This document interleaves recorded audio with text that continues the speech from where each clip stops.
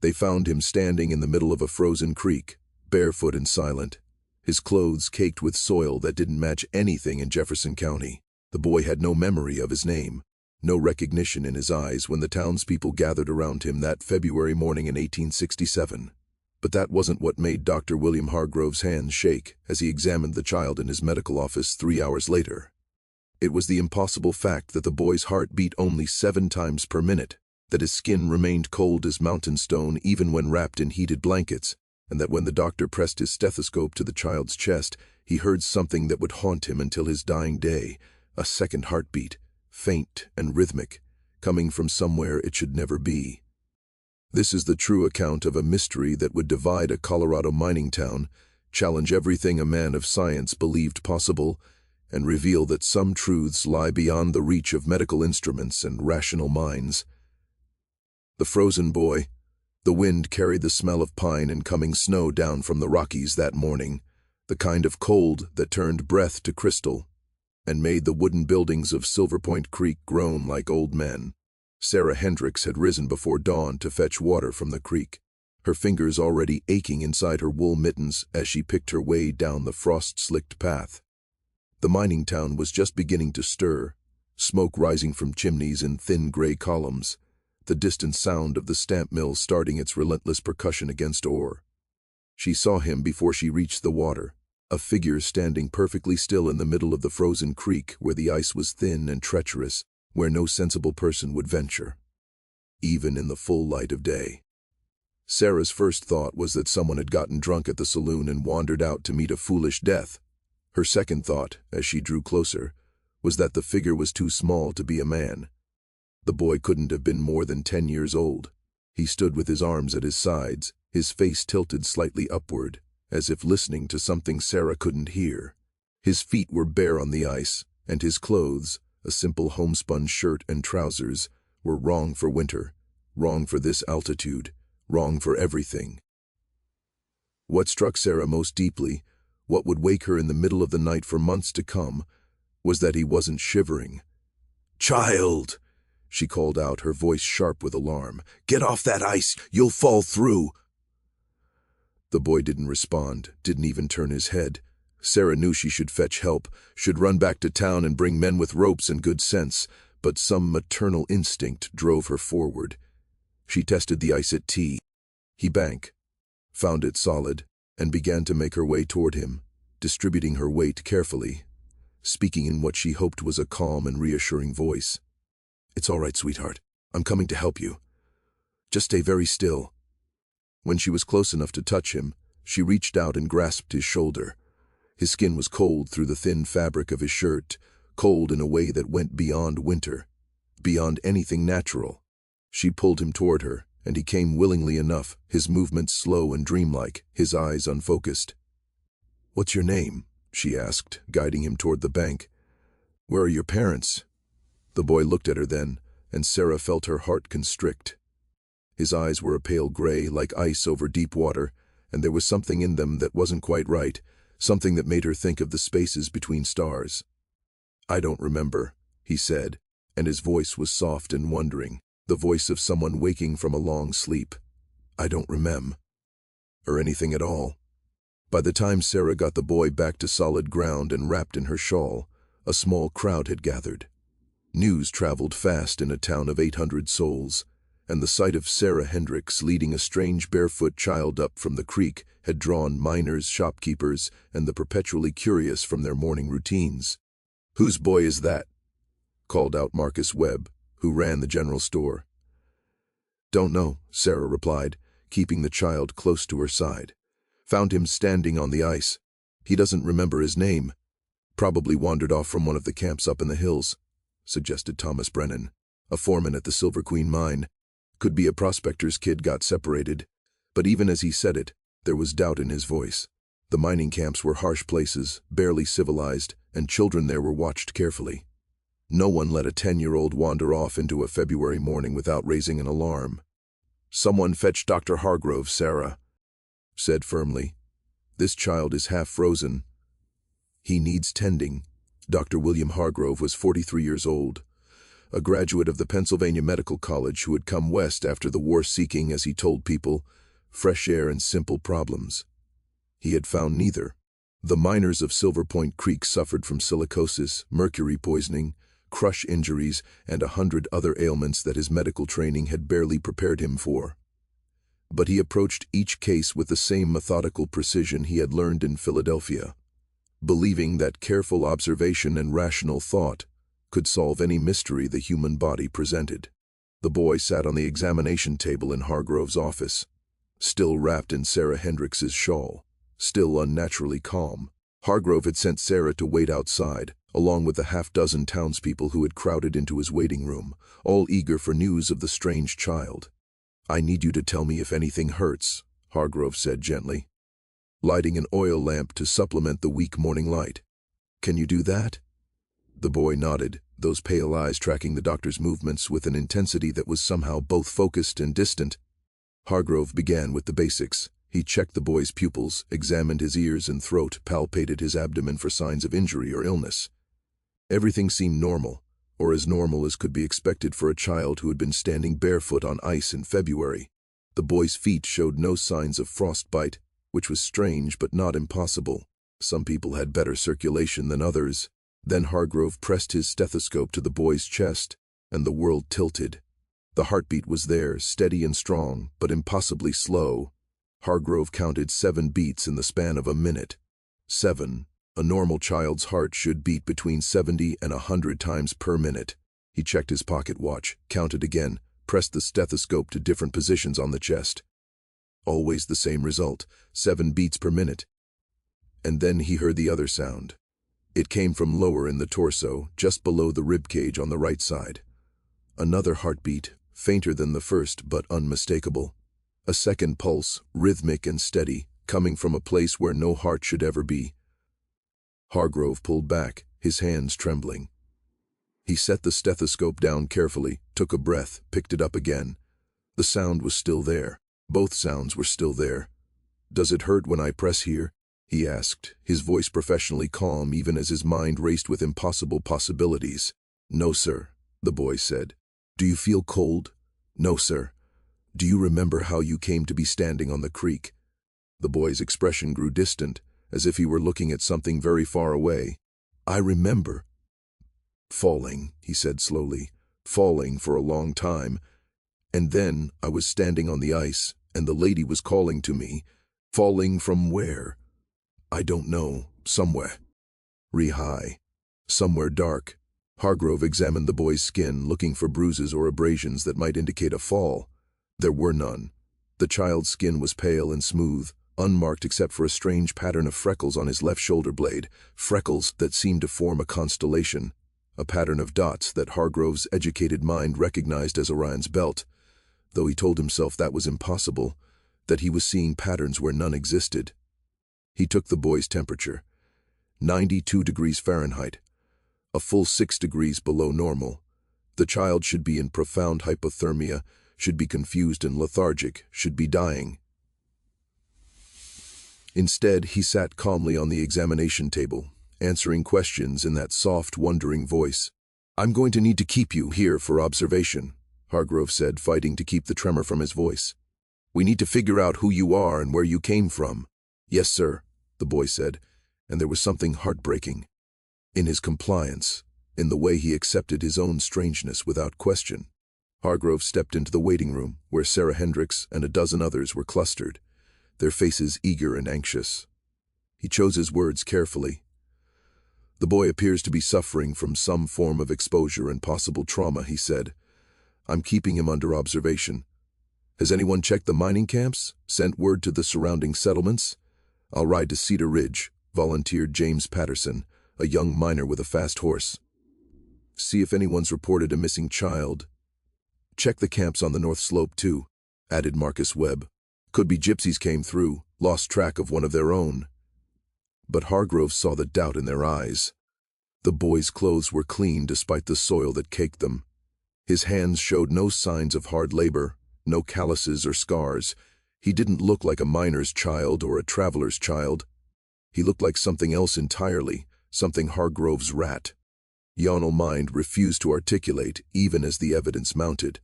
Over the next 3 days, riders went out to every camp and settlement within 50 miles of Silver Point Creek. No one had reported a missing child. No one recognized the description.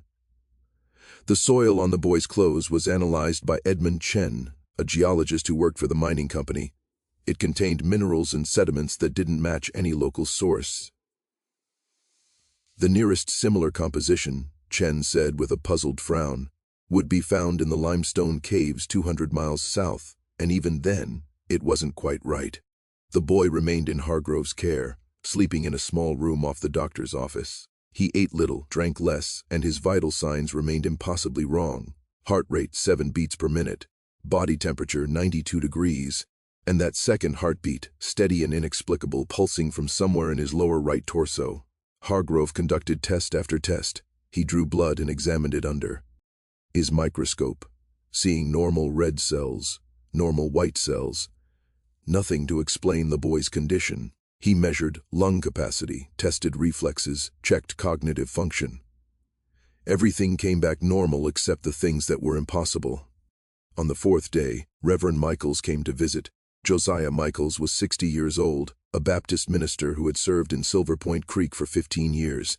He was a stern man with kind eyes, a believer in Scripture and salvation who nonetheless maintained a cordial relationship with the town's Catholic priest, and even tolerated the Chinese workers' small shrine to their ancestors. But there were limits to tolerance, and strange children with impossible heartbeats tested those limits.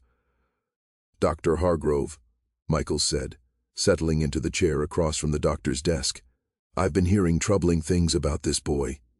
"I'm sure you have," Hargrove replied, not looking up from the medical journal he was consulting.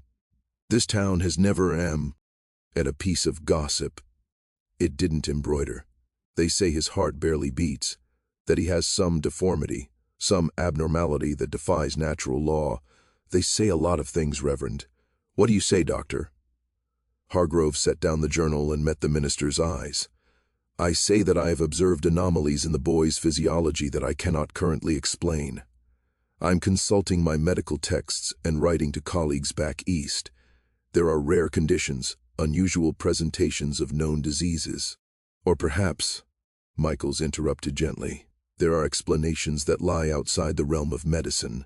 If you're suggesting this is some kind of spiritual matter, I'm suggesting that we live in a fallen world, Doctor, and that not everything can be understood through science alone. This child appears from nowhere, with no memory and no family. He shows signs that defy natural explanation. Perhaps we should consider that he is afflicted in ways that require more than medical treatment." Hargrove felt anger rising in his chest, hot and defensive. "The boy is not afflicted, Reverend. He's suffering from a condition I don't yet understand. That's very different from being some kind of supernatural creature out of folklore." "I didn't say supernatural," Michael said carefully. "But the people are frightened, William. They're starting to talk about witchcraft, about demons. You know how quickly fear can turn ugly in a place like this." Hargrove did know. He had seen it during the war, seen how quickly frightened people could turn on the strange and the different, how easily reason could give way to mob violence. The thought of the boy, gentle, compliant, lost, being subjected to that kind of fear made his stomach turn. "Then help me contain that fear," Hargrove said. "Preach about compassion and Christian charity. Remind your congregation that Jesus himself said to suffer the little children. Don't feed the hysteria with talk of demons and witchcraft." Mike Hales nodded slowly. "I'll do what I can. But William, you need to understand, if you can't find a medical explanation soon, if the boy continues to be this walking impossibility, there will be those who demand other measures. I can hold them off for a time, but not forever." After the Reverend left, Hargrove sat in his office and listened to the sounds of the town outside. The stamp mill's rhythm, the voices of men heading to the evening shift, the distant barking of dogs. Normal sounds, the sounds of a normal world where hearts beat at normal rates and children came from mothers and fathers, not from frozen creeks.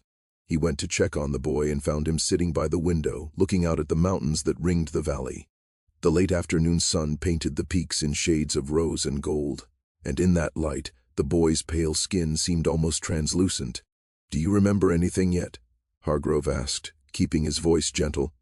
The boy turned from the window, and there was such ancient sadness in his young face that Hargrove felt his breath catch. "I remember the cold," the boy said. "I remember being very cold and very alone, and I remember looking up at the stars and thinking they were beautiful, even though I was afraid. Afraid of what? Of falling forever, of never landing, of being lost in all that darkness and never finding the light again." Hargrove pulled up a chair and sat beside the boy. "You're not lost anymore. You're here and you're safe. We're going to figure this out." "Are you?" the boy asked, and there was no challenge in the question, only a kind of weary curiosity. "I heard what the Reverend said. I heard the word demon." "You're not a demon," Hargrove said firmly. "How do you know?" It was a child's question, simple and direct, and Hargrove found he didn't have a simple answer. How did he know? Because demons weren't real? Because science could explain everything if given enough time? Because the alternative was too frightening to contemplate?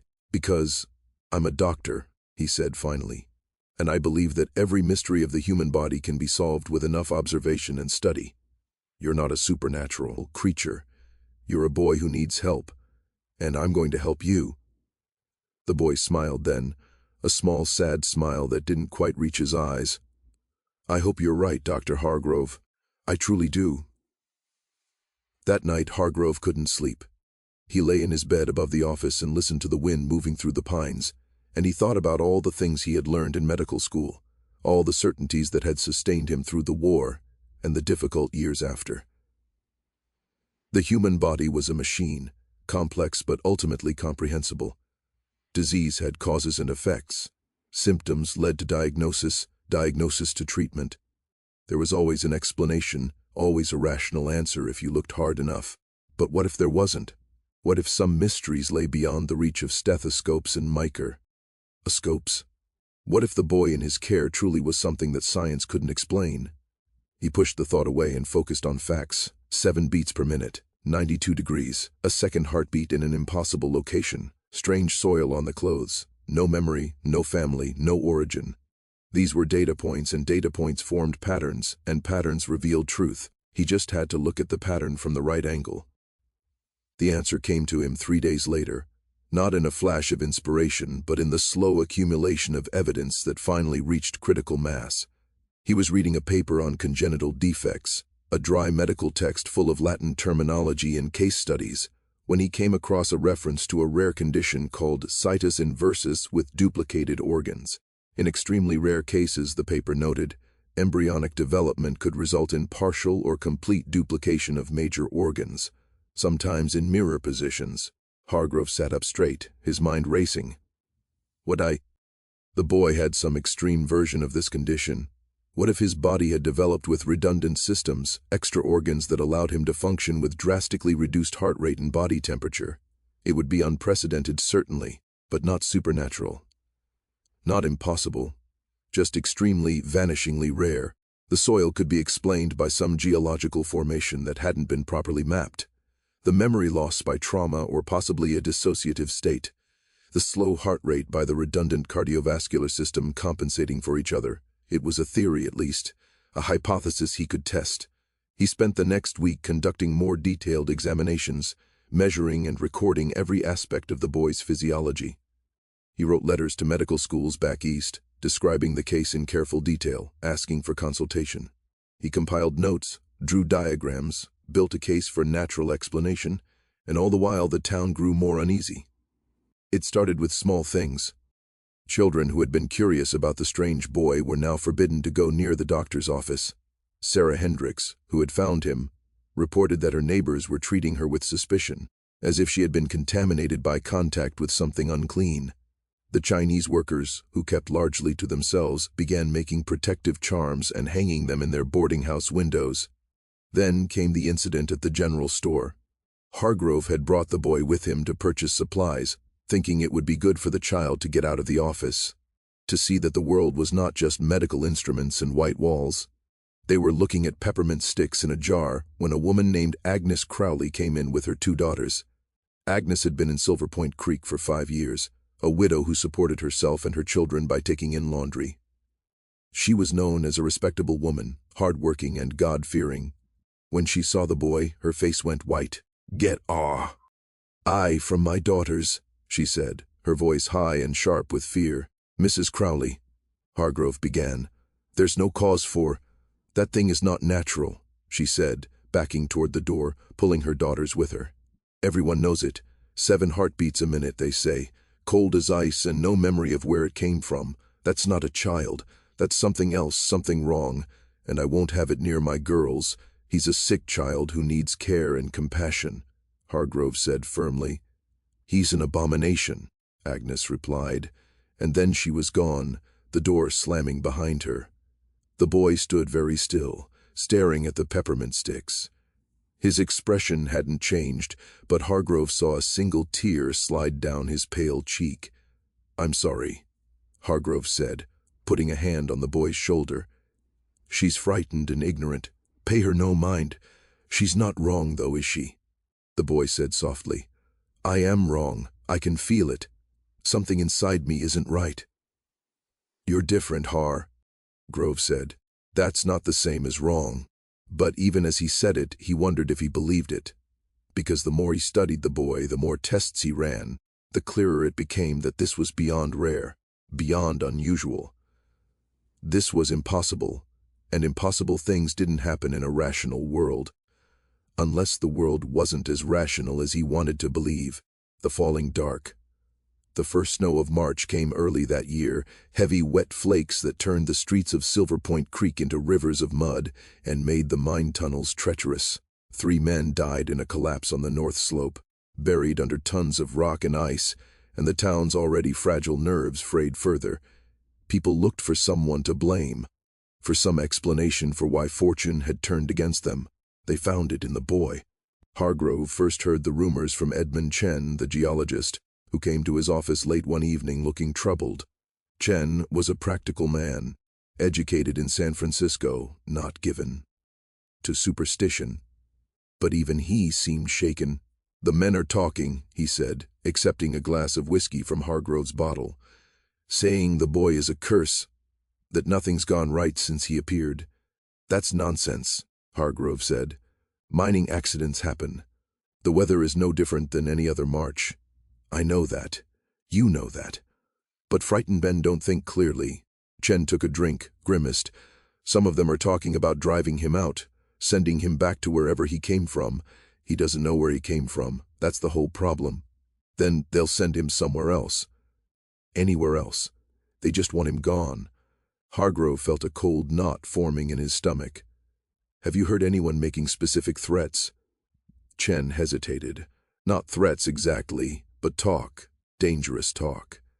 You should be careful, William. You've become associated with the boy in people's minds. If they turn on him, they might turn on you, too."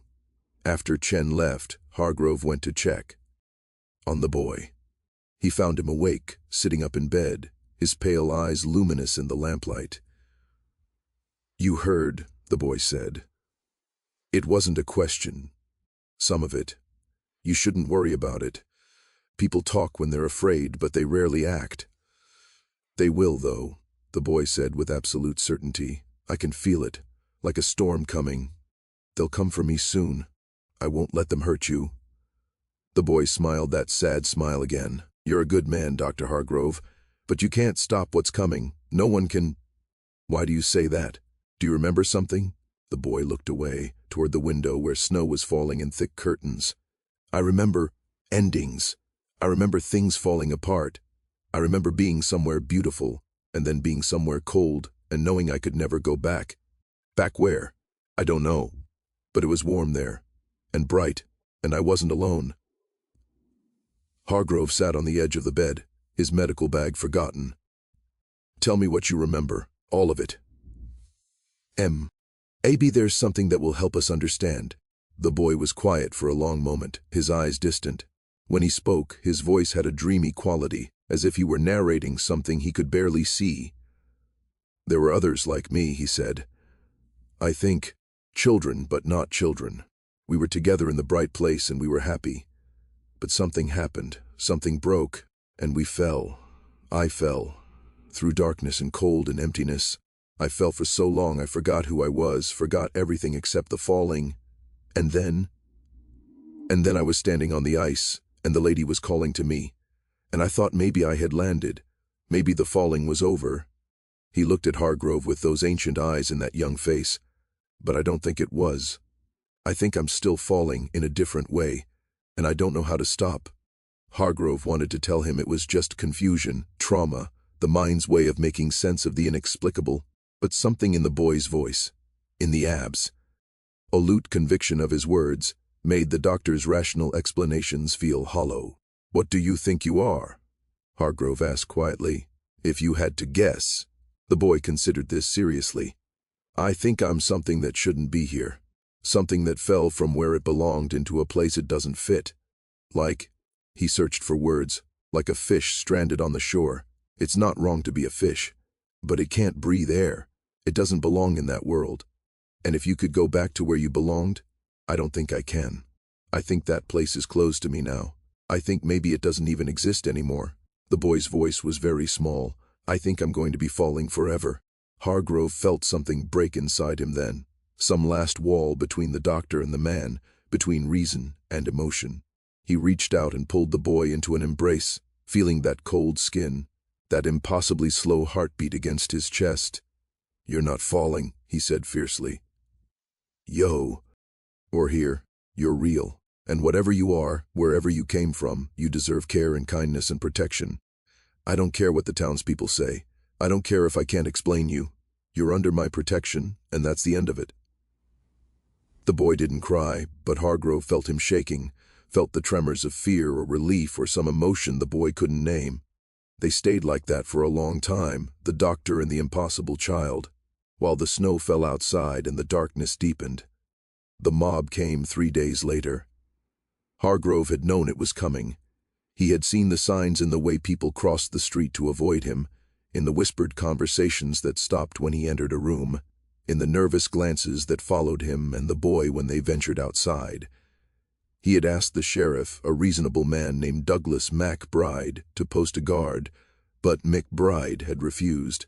"I can't spare men to guard someone who might be the cause of our troubles," McBride had said, not unkindly. "Best thing would be for you to send the boy on his way. Put him on a stage to Denver. Let the city doctors deal with him. He's not a problem to be shipped elsewhere," Hargrove had replied. "He's a child who needs help.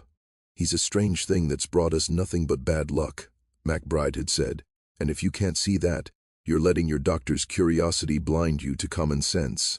They came at night, a group of 15 or 20 men, most of them minors, all of them afraid and angry and looking for something they could control in a world that felt increasingly chaotic. Hargrove heard them coming up the street, heard the murmur of voices growing louder, and he knew. He sent the boy to the back room and locked the door. Then he loaded his pistol, a Colt revolver he had carried through the war and barely touched since, and waited. The pounding on the door was aggressive but not yet violent. They wanted to frighten him, wanted him to hand over the boy without a fight. "Dr. Hargrove." The voice belonged to Jack Morrison, a shift foreman at the Silver Queen. "We know you've got that boy in there. Send him out. We're not going to hurt him. We just want him gone from this town." Hargrove opened the door but kept his foot braced behind it, the pistol visible in his hand. The crowd fell back slightly, but he could see the determination in their eyes. These were not cruel men by nature, but fear had made them dangerous. "Jack," Hargrove said calmly, "take your friends home. This is foolishness." "There's been another collapse," Morrison said. 2 more men buried. Sarah Hendricks's oldest daughter took sick with fever. The Hendersons' milk cow died for no reason anyone can see. It's been nothing but bad fortune since that thing appeared. That thing is a frightened child with a medical condition I don't understand yet. Driving him out won't change your luck. It will just make you all guilty of cruelty." "We ain't asking your permission, Doc," called out another voice from the back of the crowd. "We're being polite because we respect you, but we'll take him by force if we have to." Hargrove raised the pistol. "I will shoot the first man who tries to enter this office." There was a moment of tense silence. The crowd shifted, uncertain. They had expected resistance, but perhaps not this degree of it. Then Reverend Michaels stepped forward, his face grave. "William," he said quietly, "I know you care for the boy, but you have to see reason. Whether through natural causes or supernatural ones, he brings discord. The town is tearing itself apart over him. Is one child's well-being worth the destruction of an entire community? Yes, Hargrove said simply. If the community destroys itself over an innocent child, then it's not worth preserving. He's not innocent, said Agnes Crowley, pushing to the front of the crowd. He's not even human. I've seen things, Doctor. I've seen him standing at the window at night staring at sky like he's waiting for something. I've heard him talking to himself in a language that isn't any language I've ever heard. He's something else, something wrong. And God forgive us if we let it stay. You've seen a traumatized child looking at the stars, Hargrove said. You've heard him speaking to himself because he's lonely and afraid. The only thing wrong here is what you're trying to do. The crowd was growing restless.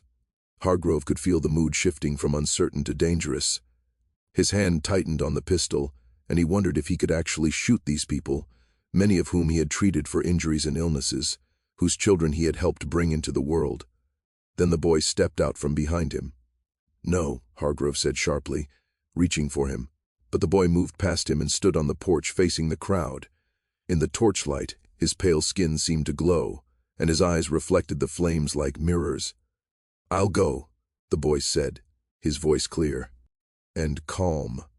I don't want anyone to be hurt because of me. You're not going anywhere, Hargrove said. But even as he said it, he knew he had lost. The boy looked up at him with those impossibly old eyes. Thank you for trying to help me, Dr. Hargrove. Thank you for believing I was worth saving. But she's right. He gestured to Agnes Crowley. I am wrong. I don't belong here. Maybe I don't belong anywhere, but I won't let you sacrifice yourself for someone like me. You're not something, Hargrove said, his voice breaking. You're someone. You're a person who deserves— I know what I am, the boy interrupted gently, or at least I'm starting to remember. And she's right. I do wait for something. Every night I look at the stars and I wait for them to call me home. But they never do, they never will. He turned back to the crowd. I'll leave tonight. I'll walk out into the mountains and you'll never see me again. Will that be enough? Morrison looked uncertain, the anger draining. Gee, from his face. Kid, we don't want you to die out there. We just want you gone from town.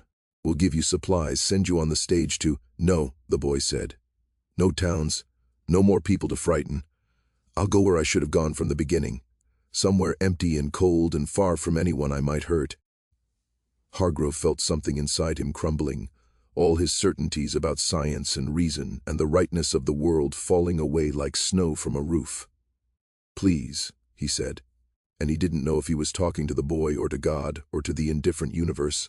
Please don't do this.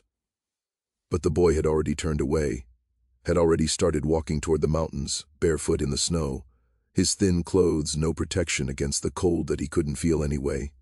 The crowd parted for him. These rough men suddenly uncertain, many of them ashamed. They had wanted him gone, but not like this, not walking out into the wilderness to die. Hargrove pushed through the crowd and caught up with the boy at the edge of town, where the buildings gave way to forest, and the mountains loomed black against the starlit sky. Take these, he said, pressing his coat and a bundle of food into the boy's hands. Take them, and promise me you'll try to survive. Promise me you'll find somewhere safe. The boy looked at the offerings, then up at Hargrove. There is nowhere safe for something like me, but I promise I'll try to find somewhere I belong. You belonged here, Hargrove said, tears freezing on his face. With me, I would have cared for you. I would have kept trying to understand. I know, the boy said, and for the first time since Hargrove had known him, he smiled a smile that reached his eyes. That's why I'm leaving, because you're good. And good people shouldn't have to suffer for caring about broken things. He turned and started walking into the darkness, and Hargrove watched him go, this impossible boy with his 7-beat heart and his mysterio, us origin, and his ancient sadness. The crowd had followed at a distance, and they too stood watching, silent now, as the boy became a pale figure in the darkness, then a shadow, then nothing at all. But Hargrove wasn't watching the boy anymore. He was watching the sky, where the stars were shining with a brilliance he had never noticed before, and as he watched, he saw something that made his breath catch. The stars were moving. Not the slow wheel of the heavens, but actual movement, a pattern shifting and reforming. And in that pattern, just for a moment, he saw a shape that might have been a constellation, or might have been something else entirely. A doorway, perhaps. An opening in the fabric of the night. The boy stopped walking. He looked up at the sky, his arms outstretched, his face radiant with something that might have been joy or might have been recognition. And then he began to rise. Hargrove rubbed his eyes, certain he was hallucinating, that the cold and the emotion had driven him to madness. But when he looked again, the boy was still rising, floating upward like a leaf caught in an updraft, his body luminous now, glowing with a light that came from within. The crowd gasped. Some fell to their knees, others ran. Reverend Michaels made the sign of the cross, his face ashen. Higher and higher the boy rose, until he was level with the treetops, then above them, then small against the vast dark canvas of the sky. And as he rose, Hargrove saw that he was not alone. There were others, faint shapes of light descending from the stars, reaching down to meet the ascending boy. They met in a cascade of brilliance that lit up the entire valley, bright as noon, a soundless explosion of light that lasted only a moment but burned itself into the retinas of everyone who witnessed it. When the light faded, the boy was gone. The stars resumed their normal positions, indifferent and eternal. The night was dark and cold and normal again, but nothing felt normal. Nothing would ever feel normal again. Hargrove stood in the snow for a long time after the others had gone, staring at the sky, his mind struggling to process what he had seen. Every rational explanation crumbled before the evidence of his own eyes. The boy had been something else, something from somewhere else, something that had fallen from the stars and been called back home. He walked back to his empty office and sat at his desk. The medical journals and notes he had compiled about the boy were still there, pages and pages of observations and theories and desperate attempts to make the impossible fit into the framework of natural law. He picked up his pen and began to write, knowing that no one would believe him, knowing that he barely believed it himself. But he wrote it all down anyway, every detail of the boy's appearance and physiology, every impossible symptom, and finally, the boy's ascension. At the end, he wrote, "There are mysteries in this world that science cannot explain, not because science is insufficient, but because some truths exist beyond the reach of our instruments and understanding." The boy was one such mystery. Where he came from, what he was, I cannot say with certainty. But I can say this: he was not an abomination. He was not a curse. He was a lost soul who fell into our world and could not find his place in it, and when his true home called him back, he answered. I pray he found peace there. I pray we all find such grace when we are lost and far from home. He sealed the account in an envelope and locked it in his desk drawer. Then he went to bed and tried to sleep, though the stars seemed too bright outside his window and he couldn't shake the feeling that somewhere up there, in the vast darkness between worlds, a boy with a 7-beat heart was finally home. In the months that followed, Silver Point Creek tried to return to normal. The mine accident stopped, though whether that was coincidence or something more no one could say. The townspeople didn't speak much about what had happened, as if by mutual agreement they had decided it was easier to forget than to try to understand. But Hargrove couldn't forget. He continued his practice, treating broken bones and fevers and all the ordinary afflictions of frontier life, but he was changed. He had seen the edges of reality bend, had witnessed something that had no place in his medical textbooks or scientific understanding. It had humbled him, and it had opened him. One night in late summer, as he was locking up his office, Sarah Hendricks came to visit. She had kept her distance since the boy's departure, ashamed of how she had failed to defend him against the town's fear. I wanted to apologize, she said. I should have done more, should have stood with you. You found him, Hargrove said gently. You brought him to safety when no one else would have. That matters. Do you think he's all right? Wherever he is? Hargrove looked up at the emerging stars. I think he's where he belongs. I think he finally stopped falling. They stood together in companionable silence, two people who had witnessed a mystery and been changed by it.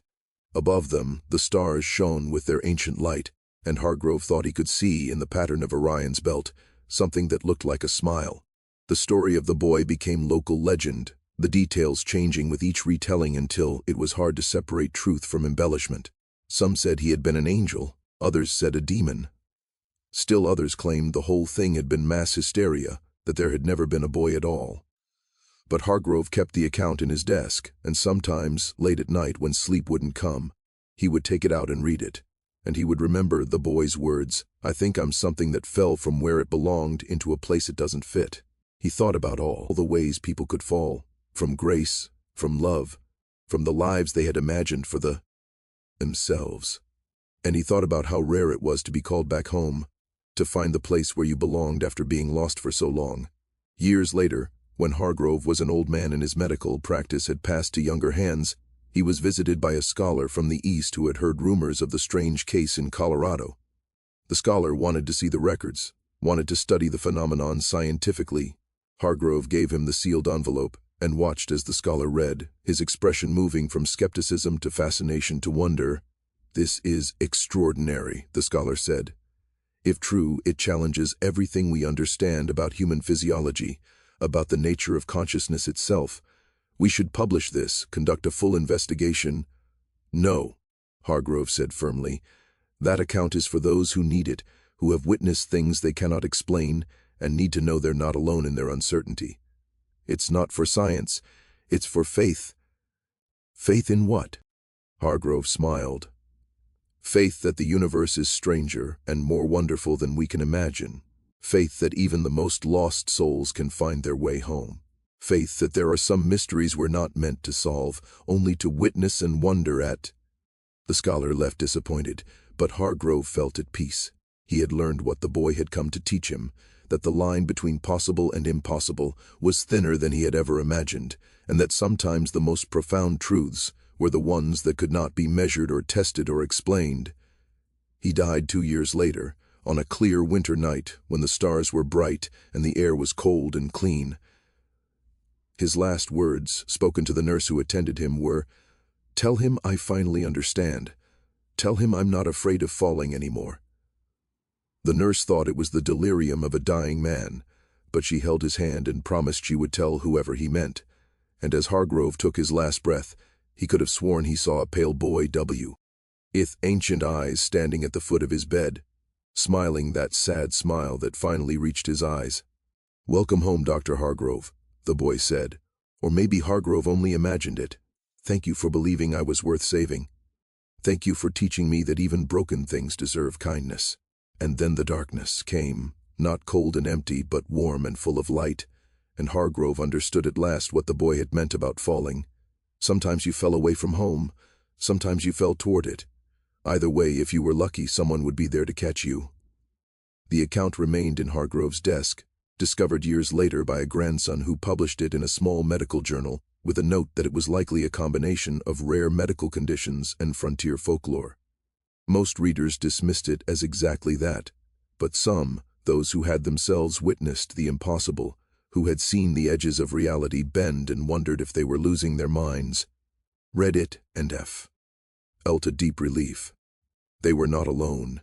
The universe held mysteries that science could not explain, and that was not a failure of understanding but an invitation to wonder. And sometimes, on clear winter nights in the mountains of Colorado, people report seeing a pale light moving among the stars, and they think of the boy who fell to earth and was called back home. They think of Dr. Hargrove, who chose compassion over certainty, who believed that some souls were worth saving even when he couldn't understand them. They think of the mystery that remains unsolved, and they smile because some questions are more beautiful than any answer could ever be. The stars continued their eternal dance, indifferent and magnificent, holding secrets we may never know, and somewhere among them, perhaps, a boy with a 7-beat heart has finally stopped falling, has finally found the bright, warm place where he belongs, and perhaps when our own time comes to fall, we too will find that place. That home we've always been searching for, that light in the darkness, that voice calling us back to where we belong. Perhaps we're all just boys standing on frozen creeks, waiting to remember who we are and where we came from, waiting for the stars to call us home. And perhaps the greatest gift we can give each other is the same gift Dr. Hargrove gave that impossible child, the belief that we are worth saving, worth understanding, worth loving, even when we cannot explain ourselves, even when we are mysteries that science cannot solve, even when we are falling, especially when we are falling, because in the end, that's all any of us are, mysterious souls moving through a mysterious universe, hoping that when we fall, someone will be there to catch us, hoping that when we're lost, someone will help us find our way home. The boy found his way home. Dr. Hargrove found his peace. And the rest of us are still here, still watching the stars, still wondering, still hoping, still falling, still believing that somewhere, somehow, we too will land in the light.